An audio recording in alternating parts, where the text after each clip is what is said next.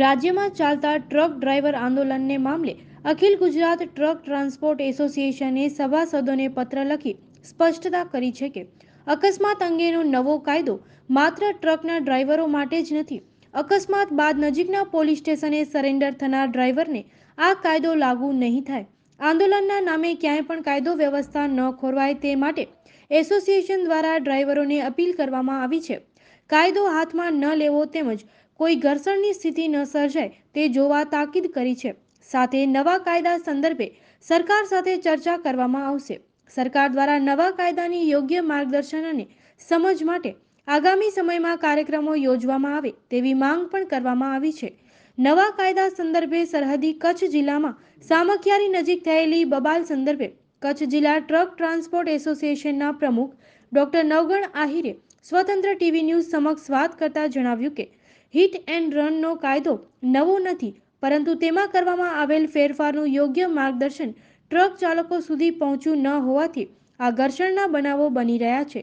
તે ઉપરાંત આ કાયદામાં કેટલીક ત્રુટીઓ અંગે સરકાર ફરી વિચારણા કરે તેવી રજૂઆત કરવામાં આવી છે.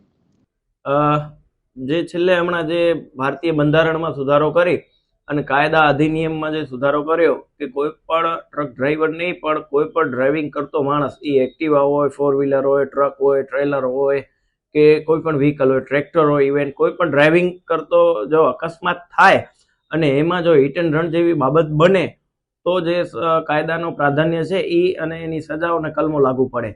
પણ સામાન્ય કિસ્સાઓમાં આવું થતું નથી. પહેલા પણ કાયદામાં હતું કે 2 વર્ષની સજા અને દંડની જોગવાઈ હતી જ કાયદામાં. પણ આ જે કાયદો છે એનો જે કાંઈ 10 લાખ રૂપિયા દંડ એટલે ખૂબ મોટી રકમ છે.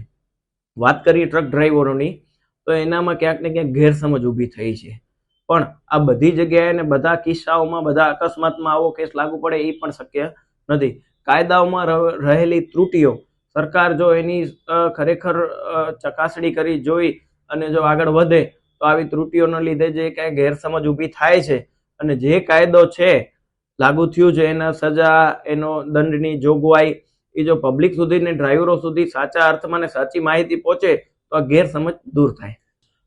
જે સામખિયાળીની ઘટના ઘટી એ કોઈક અસામાજિક તત્વો, એ ટ્રક ડ્રાઈવર હોય કે કોઈ પણ બીજા કોઈ વ્યક્તિ હોય, ખૂબ નિંદનીય છે. રસ્તા રોકવું એના કરતાં સ્વૈચ્છિક બહિષ્કાર ઉપર જવું જોઈએ. ટ્રક ડ્રાઈવરોએ શાંતિથી, પ્રેમથી જે કોઈ પાર્કિંગ ઝોન હોય ત્યાં ટ્રક સાઈડમાં ઊભી રાખી દેવી જોઈએ. આવી ઘટના ન ઘટવી જોઈએ એની અમે નિંદા કરીએ છીએ.